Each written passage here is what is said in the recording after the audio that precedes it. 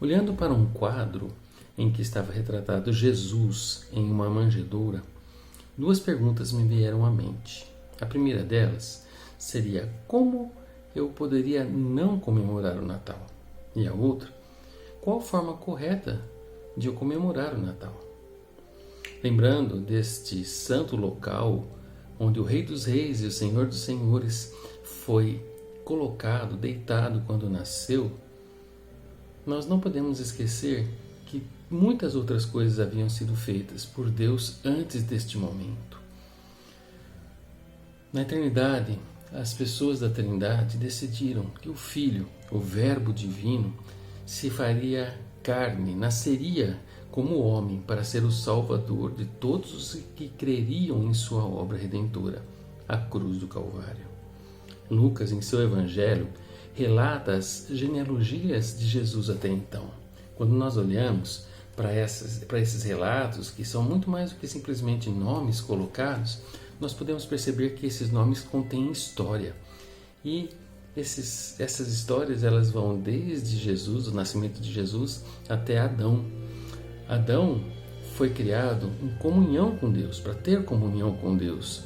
E o fato que ele estava com Deus naquele instante lá no Jardim do Éden, juntamente com a sua esposa Eva, mostra o que seria, como seria maravilhoso, como é maravilhoso realmente uma ligação com Deus sem a obstrução do pecado. Mas também mostra a dificuldade, a tristeza que é estar separado de Deus por causa do pecado. A genealogia também menciona Sete, filho dado em substituição ao fiel Abel, mostrando que Deus sempre vai levantar homens para invocar o seu santo nome, porque ele não pode ser frustrado em seus planos. Menciona também Enoque, que não provou a morte, porque andava com Deus.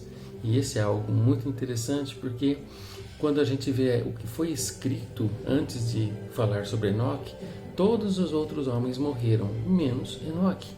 Mostra que Deus atua sobre o natural e sobre o sobrenatural também. Deus tem poder total sobre todas as suas criaturas. A genealogia também passa por Noé, pregoeiro da justiça, que foi agraciado por Deus para a salvação da sua própria vida e da sua família. Olhando novamente essa manjedoura, lembro-me de que antes dela houve relatos também de fé, de alegria pela ação miraculosa de Deus e de demonstração de poder quando Deus utiliza pessoas de quem menos se espera. Afinal, poderia alguém agradá-lo por seus próprios méritos? De forma alguma. Isso se vê claramente na história de Abraão, Isaac e Jacó, respectivamente. E o que dizer então de Pérez, filho de Judá, com a desprezada, sofrida, humilhada e esquecida Tamar? Quanta misericórdia e cuidado com pessoas desamparadas Deus sempre teve. Outro nome que poderia ser escrito e lembrado nessa manjedoura, sem dúvida, seria Davi, rei falho, pecador como todos nós, mas que amava, louvava e glorificava a Deus, sendo por ele chamado de um homem segundo o seu coração. A lista de nomes proeminentes se encerra com José, pai adotivo de Jesus, que bondosamente e acima do seu próprio orgulho quis proteger a Maria, pensando em fugir, a fim de que ela não fosse castigada por estar grávida antes da consumação do casamento. O que ele não fez, porque ele foi obediente à visão de um anjo em sonho. Ressalte também a obediência e submissão de Maria a Deus, que guardava todos os acontecimentos em seu coração.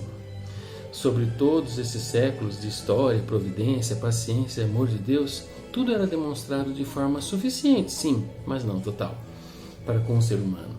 Deus agiu sobre mares, jardins, campos, desertos, rios e cidades, mas a plenitude dos tempos se iniciou sobre uma manjedoura em uma estrebaria, tendo como convidados humildes pastores. Nesse singelo local, o Deus Filho, em quem habita corporalmente toda a plenitude da divindade, repousava, dependente dos cuidados de seus pais, mas sustentando todo o universo. Afinal, nele tudo subsiste. Manjedoura.